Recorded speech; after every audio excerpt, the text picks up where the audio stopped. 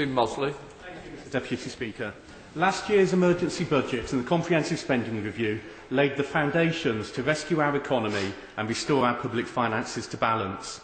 Now reform is needed to steer our country to prosperity, and at the heart of these reforms is the knowledge that less interference and regulation from central government are the natural precursors to growth and to efficiency.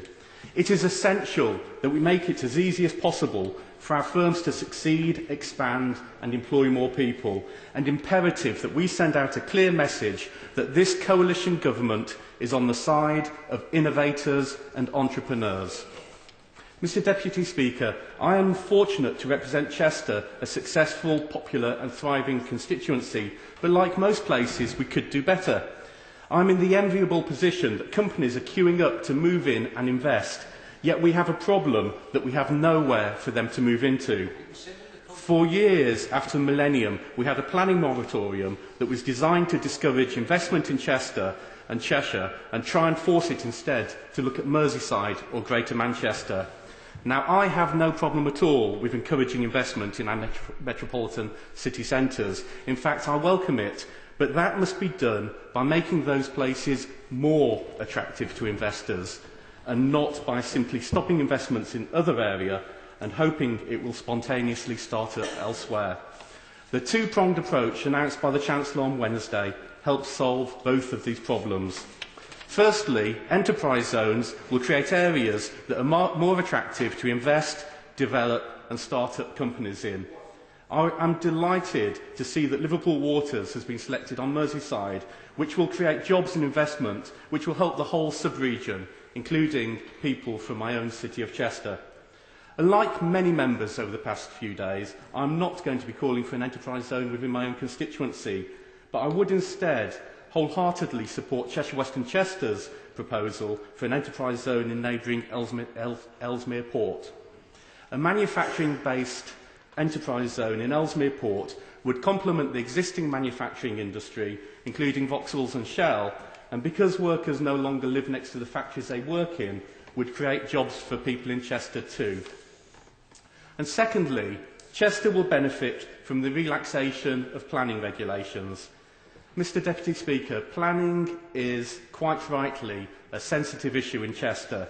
We are a small historic city with a heritage and archaeology that makes new development in the city centre very, very difficult. And we are also tightly surrounded by Greenbelt, and all members will be aware of the difficulties caused by proposed Greenbelt development.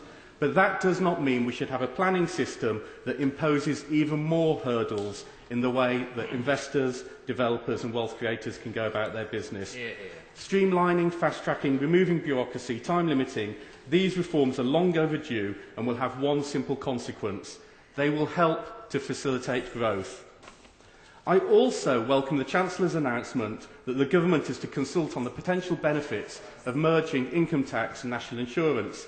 It does not make sense that people's earnings are subject to two separate taxes deducted directly from income. Let us not sit here and pretend that there is one pot of money that goes towards paying the state pension or unemployment benefits and a completely different pot for general government expenditure. Both income tax and national insurance are contributors to the same kitty. Of course, we must take great care to ensure that such a proposal does not unfairly impact upon those of state pension age whose earnings are not currently subject to national insurance deductions. But, however, if the system can be simplified, then it should be simplified. Those of us who have run a business are all too aware of the burden that the current system places on business owners, especially small businesses that don't have the advantage of a large payroll department. And it was obvious from the cheers on this side of the chamber on Wednesday that many of my colleagues have had similar experiences. But whilst we were cheering over here, there were blank looks over on the opposition benches which told a different story. It dawned on me that many of the members opposite have very little idea of the difficulties of running a small business and seem unaware of the impact that this unnecessary complication has on businesses up and down the country. We should be doing everything we can to help reduce the burden of bureaucracy and instead help businesses invest their time, energy and money on growth, ingenuity and on development. and that is what this proposal will help deliver. If we want to stimulate our economy, to help business and private enterprise to grow, we need to cut costs, cut regulations and cut bureaucracy.